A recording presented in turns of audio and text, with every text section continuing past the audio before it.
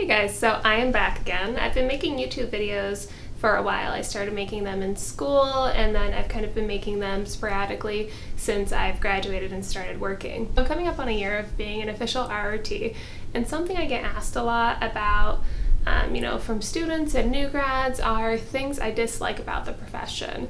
And after a year, there's a couple of things that I can definitely speak on myself, but I also wanted to grab a couple of things that I hear other people talking about that they don't like as well. Now, first and foremost, I love being an RT, and I really feel like I chose the right profession, but I also think it's important to be transparent about the negative points in a job. Because it doesn't really matter what area you go into, there's going to be something negative about every single profession. I think it's important to kind of have an idea so you don't get blindsided by it when you start going to school or when you graduate and get out into the real world. So I don't generally complain about these things, but I'll just kind of give you a heads up.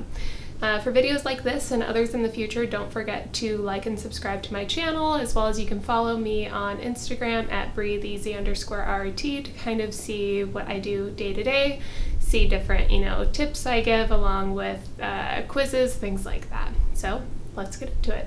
So number one kind of combines two things because I feel like these kind of go hand in hand. One, you will hear about this a ton in the nursing profession, but it also happens in the RT profession where people, they say, eat their young. A new grad comes out or students and people automatically, it's like, I don't know if it's like a form of hazing or what it is, but basically they're not very nice to you all the time. Now, I experienced a few things with people, and a lot of people like to say, don't believe the BS of, oh, you get so many women together in one place and they're gonna be mean to each other. No, I actually was never hazed or had any females be mean to me that I can recall. It was only ever male colleagues. So don't believe that it's a thing to do with, too many women in an industry or too many men. It's just people not being nice. So that is something that does occur a lot in medical fields. I think it's because the way that teaching methods have kind of evolved over time have changed, and maybe people that are stuck in older ways are not necessarily as satisfied with that. But the most important thing, especially as I continue to go on in the profession and as you enter the profession and continue to grow and get experience, is to remember that we were all new grads at one point. No one knows everything, especially not right out of school. And I don't think the best way to teach someone is to make them so anxious to come to work that they end up making more mistakes because they're so anxious. You need to be, a support system to other people. Now, again, I won't say that happened, constantly. I did have, a couple of things going on, like people changing alarms to see if I noticed during orientation or switching around HMEs and, just leaving sometimes. But I heard a lot of other stories from current colleagues and people that message me about things that they have occurring, and that's something that has to stop. Find your people when you start working, and then like I said, as you progress and get experience, don't be that person. Nobody likes that person. No one deserves to be treated like that, whether they're new or not. If someone needs education on something, don't bully them.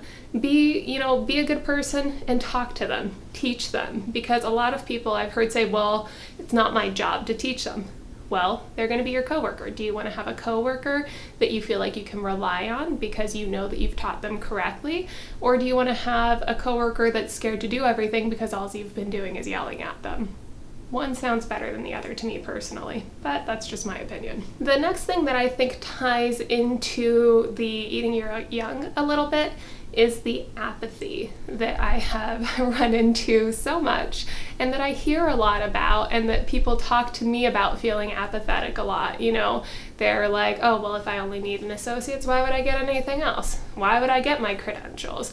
This is just a job. Why do I want to join my society? Why should I do any of these extra things? I'm just doing this for a check. But then those same people want to complain that they don't feel respected, that they feel like, some of their main job duties are being taken away from them and given to other specialties. That all kind of ties into one thing. If you don't realize the value in your own job, how do you expect other people to realize your worth, if that makes any sense? So apathy is a big thing, and I think it comes from years of people not necessarily understanding everything we're capable of, and then some of our scope of practice getting shifted depending on what state you're in and where you practice and laws, all of those things. So I think that all kind of ties in. But again, you can't really expect people to realize your worth if you don't even want to put the effort in to excel and show people your worth. That's just, again, my opinion. So, and to go back onto that, the next thing that I dislike is the lack of knowledge on what respiratory therapists do, both outside of the hospital and inside of the hospital. Depending on floors I've worked on, as well as hearing from other people, most of us have encountered someone asking us, "You have to go to school to do this? Man, I wish I just gave breathing treatments all day." Yeah, a breathing treatment is the easiest thing I do all day. So I also would not mind giving breathing treatments all day if that was all I was doing on those really, really hard days that we have.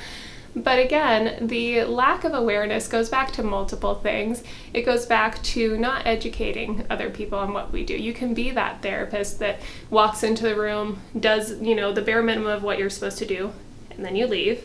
Or you can be the person that goes in, they educate, they talk, they not only educate the patient and their families, but they talk to the nurse and, the doctor, and build that relationship and let those other people know that you have a knowledge base much wider than what they may have even thought. And building those relationships is how you also gain more autonomy. And same thing, outside of the hospital, there are all of these medical shows, and generally all of these medical shows focus on doctors, nurses, and primarily that. Maybe there's a couple of others that get to pop up every once in a while, because I remember I thought it was the funniest thing. There was an episode of Grey's Anatomy or something like that, and I kept getting tagged in shots of this episode on Grey's Anatomy because they mentioned respiratory. Now, it was really great to see some type of representation, but when your profession is so unknown outside of the hospital that a simple sentence of someone saying "get respiratory" is really exciting, which it is, it means we have a lot of work to do in that area of letting the world know what we do, why we're valuable, and how we can help them. And last but not least is the lack of autonomy that we sometimes feel. And that comes with any role that is not a physician. If you're not the one writing the orders, you're not going to always feel like you have a lot of autonomy. But again, it's funny because all of these things tie into some basic ideas. They tie into educating your coworkers and colleagues, educating your patients, educating management, because the more people understand what you do and the more that they realize that you know what you're doing, the more autonomy you're going to get. And I've noticed this on working different floors with different physicians, different hospitals. If you have a physician that has worked with you before and they know that you know what you're doing, they're generally okay with you coming to them and saying, "Hey, these are the signs and symptoms that this patient is exhibiting. These are their labs. This is what I'm thinking of doing. Let's put in an order." And they'll say, "Yeah, that's great. Let's do that. Put in the order for me, please," or "I'll put in an order." And again, it all comes back to educating and talking to people and building those relationships, because you can't just walk into a room and expect to be respected. Everyone wants to, and everyone does deserve a certain amount of respect, but especially when you're dealing with people's lives, we kind of have to earn it a little bit. And unfortunately, because respiratory therapy is a profession that a lot of people are not familiar with, and especially depending on the part of the country they've come from, our scopes of practice can be very different as to what we are allowed to do in those areas. That can also kind of shape their opinion on what they think we can and cannot do. So if you take the couple extra minutes to build those relationships and make those connections, you will be amazed at how much more autonomy you will have just by forming those connections.